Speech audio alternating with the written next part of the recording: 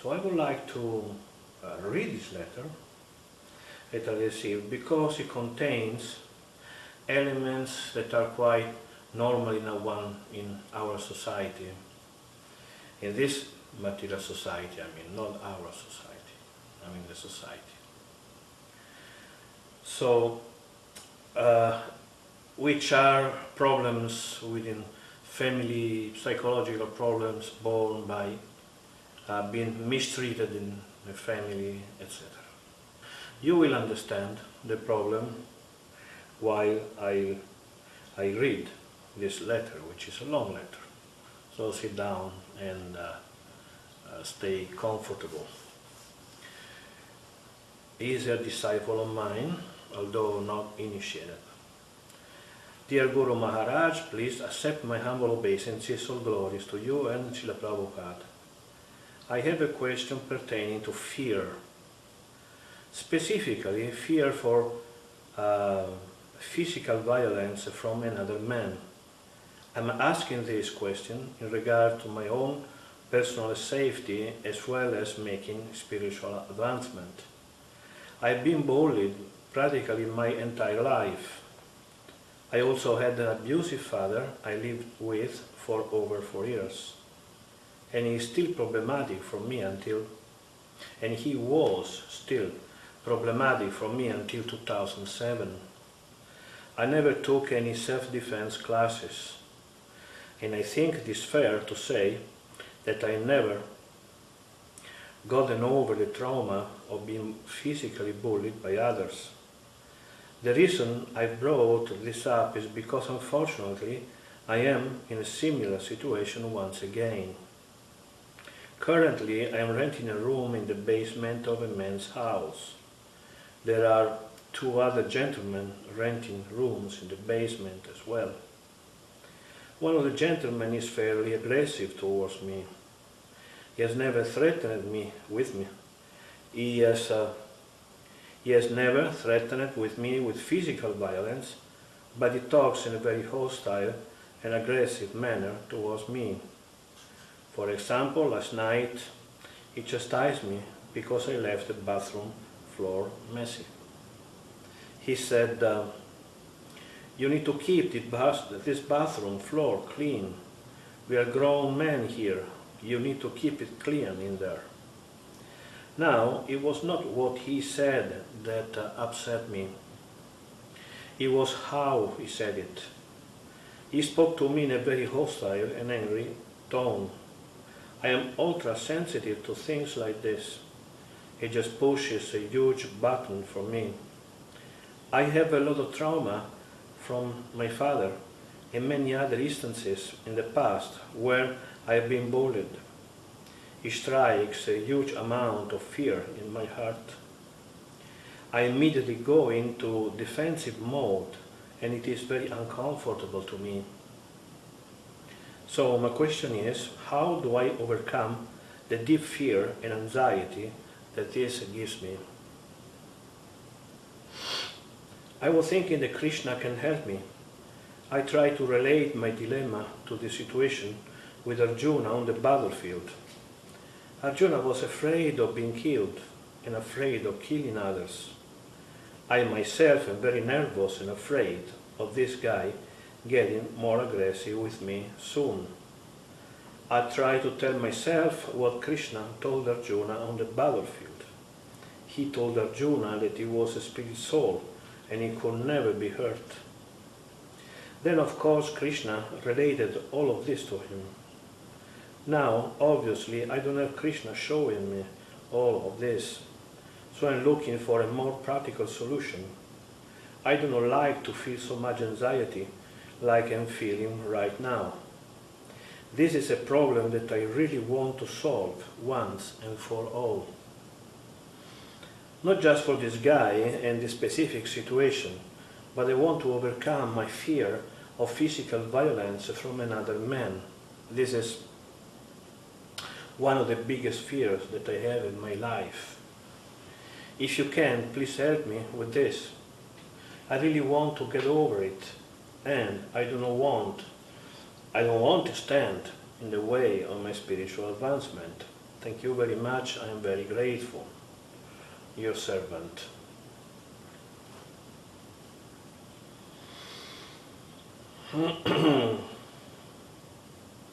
Well, there are a lot of things that we can say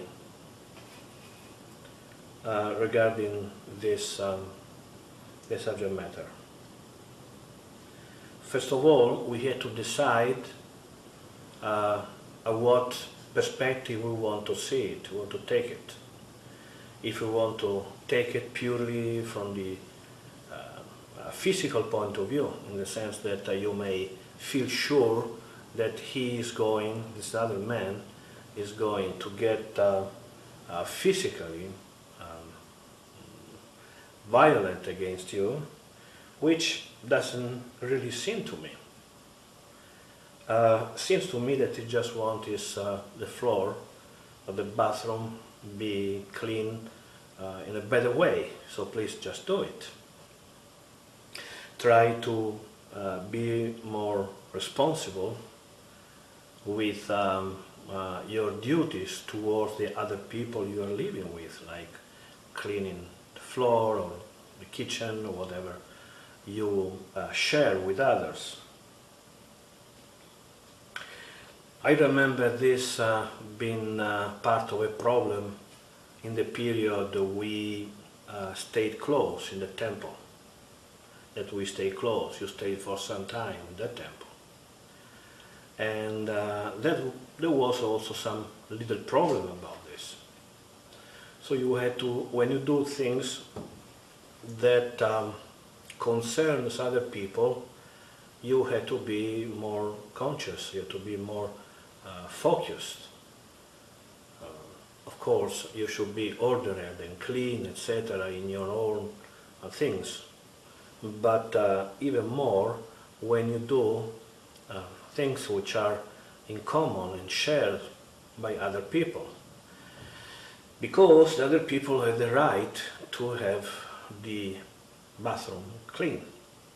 So it is not an unreasonable thing to ask. So in our philosophy there is something called dharma. And dharma is a very complex word. It might mean several things.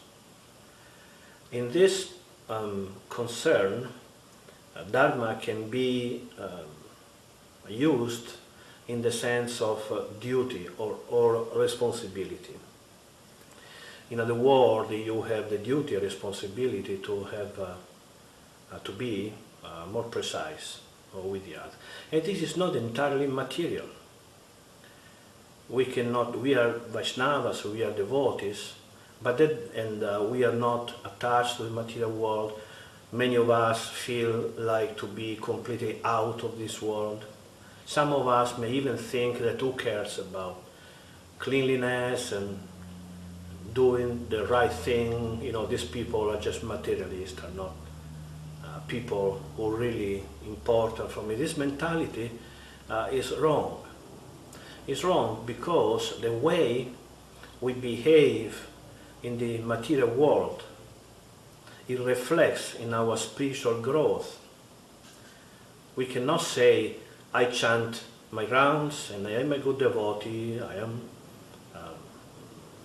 following strictly the four regular principles, I study and I serve my spiritual master, etc. So I don't have to be a good person in the family, I don't have to be a good son or a good husband or a good friend. This is not correct. You cannot be a good devotee if you are not a good citizen. Of course, we don't accept everything that in the society they would like us to be. But we cannot just do what we want and think that our spiritual life will be okay. Because the way we live, it gives us, it matures us, it makes us become more mature, more responsible. And if we are irresponsible with our daily life, then we will see that we become irresponsible also in the in our spiritual life. It might not be an absolute principle, but unless one is a brahmachari and has the strength to give everything up and go to live in the gurukula, go to live in the temple, etc., this rule of being responsible in our material dealings is very important, and we should follow it, and we should observe it.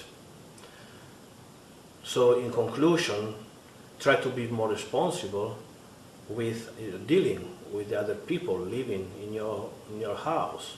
When you use the bathroom, clean it. Make it even cleaner than it was before.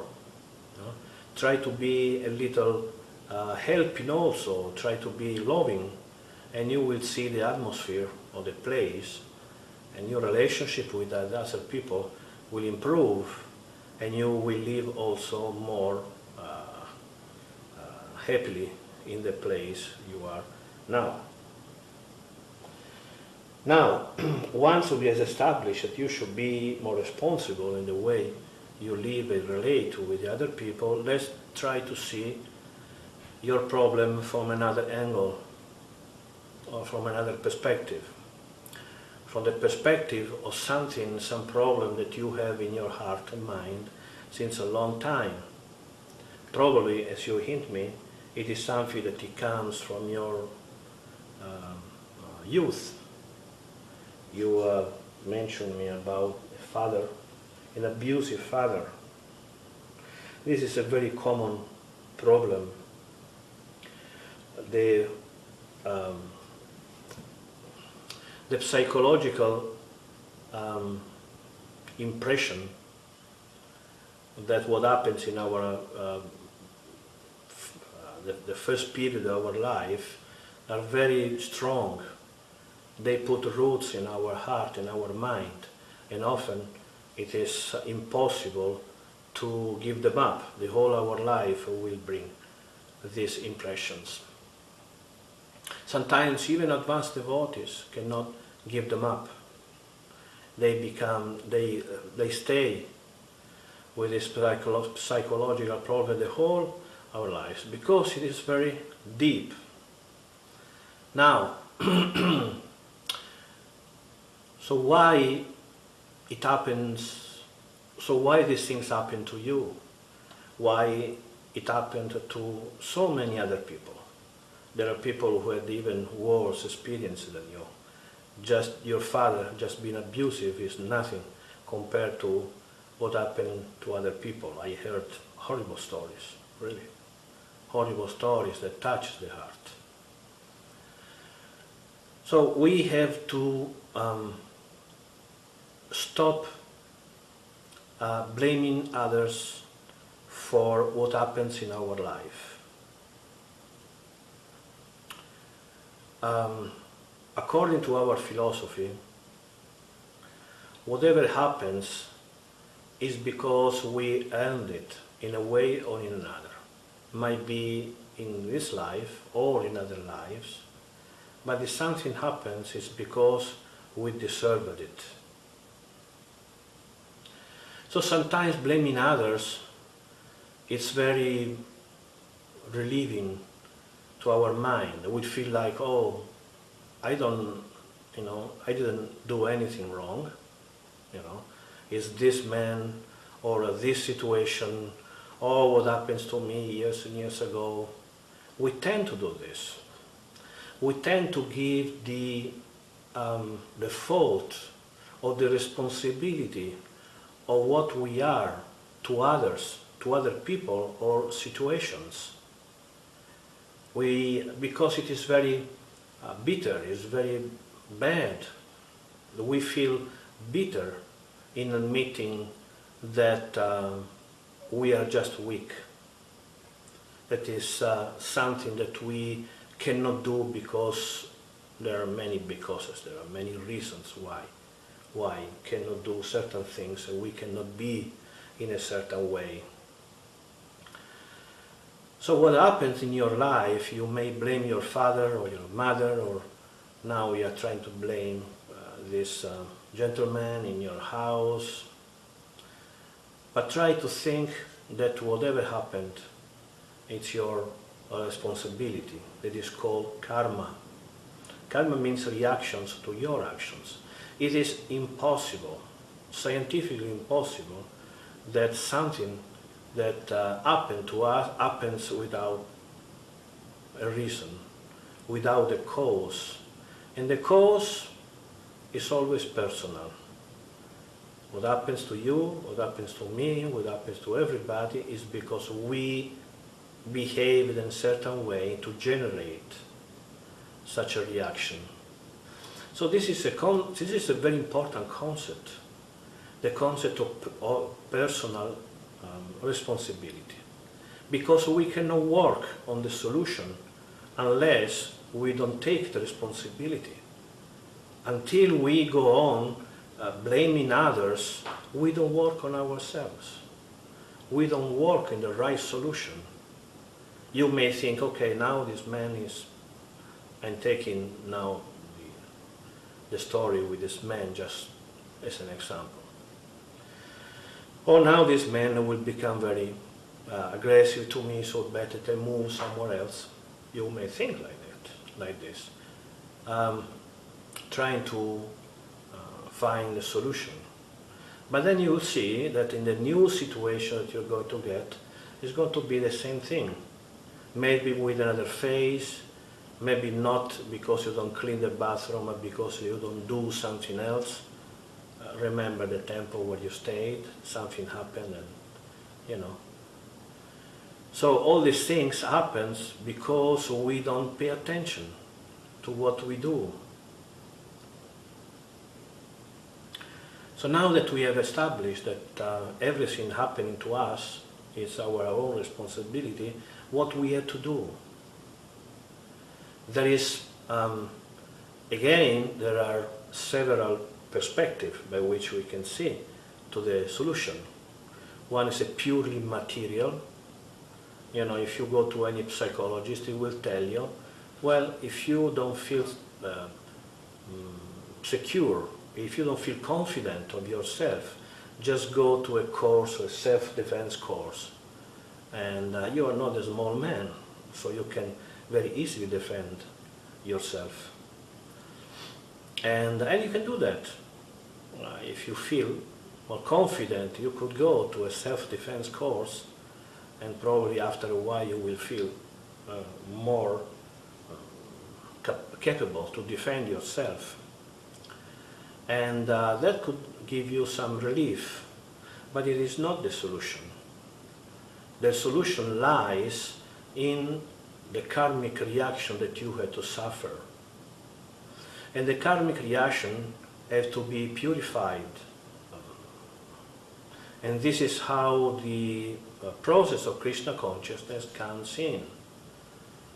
In other words, what you are doing now, chanting Hare Krishna, studying the scriptures, and going to the temple is very important. I never tire to tell you how important it is that you regularly go to the temple and associate with the devotees. And when you go to the temple, be friend to everyone. Just try to do anything they ask you. Don't think, oh, I don't like this, I don't like that. Just do what they ask you. And you will see how this mode of cooperation and friendship and love that you give them when they ask you to do service, and you will see the reciprocation from them. You'll be liked in the temple, and the devotees will like you. So this is very important.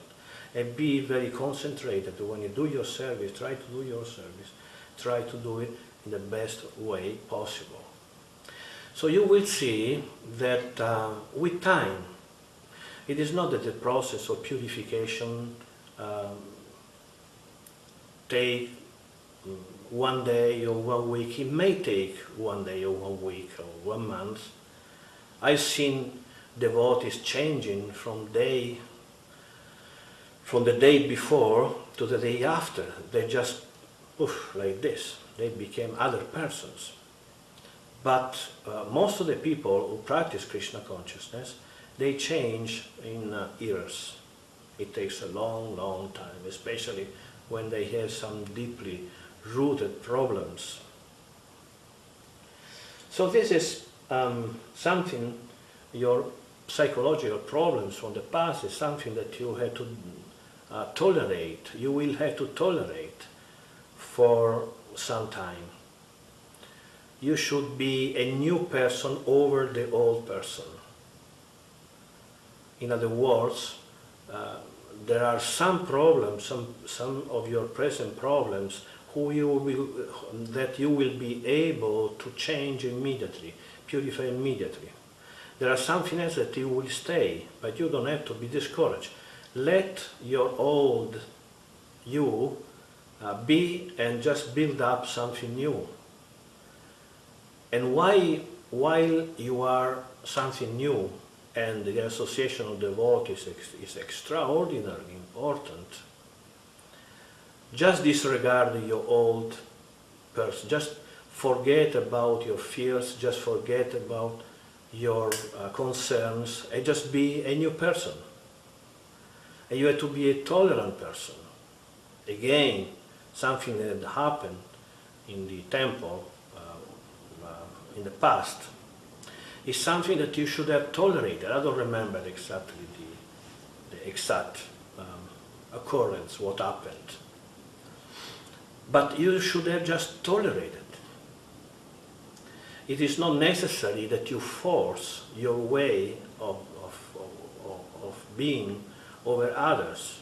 If something happens, that someone tells you something, you just tolerate.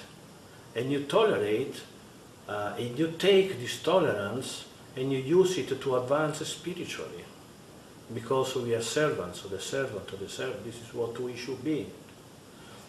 And when a person feels humble, it is much easier to advance spiritually.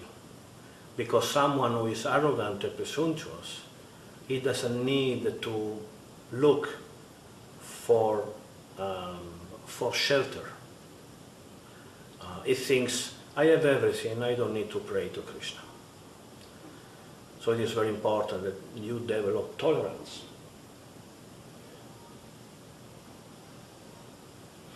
So there is something I wanted to tell you about something you wrote about Arjuna, that Arjuna was afraid of being killed. This is not a fact. Arjuna was not afraid to kill. This is not a fact. Arjuna was not afraid to be killed. Arjuna was afraid that the result of his action could give suffering to other people, that he was doing something that he was sinful. He was not afraid to actually even killing others. He was afraid that the killing others was something sinful, that would have had a very negative repercussion for other people. And there is also another very important thing that can really change your life, that is the devotees association. The best way to live a spiritual life is live in a temple, live in an ashram. You are a brahmachari, you are not married, so you would have the opportunity to just go and live in the temple. Of course, that, as we already seen, will not solve completely your problems, but certainly the devotees are always better than anyone else because we have a philosophy. So when two devotees, they clash, it sometimes happens, there is some philosophy that we can teach. And normally devotees listen, you know? But unfortunately your health situation does not allow this for the time being.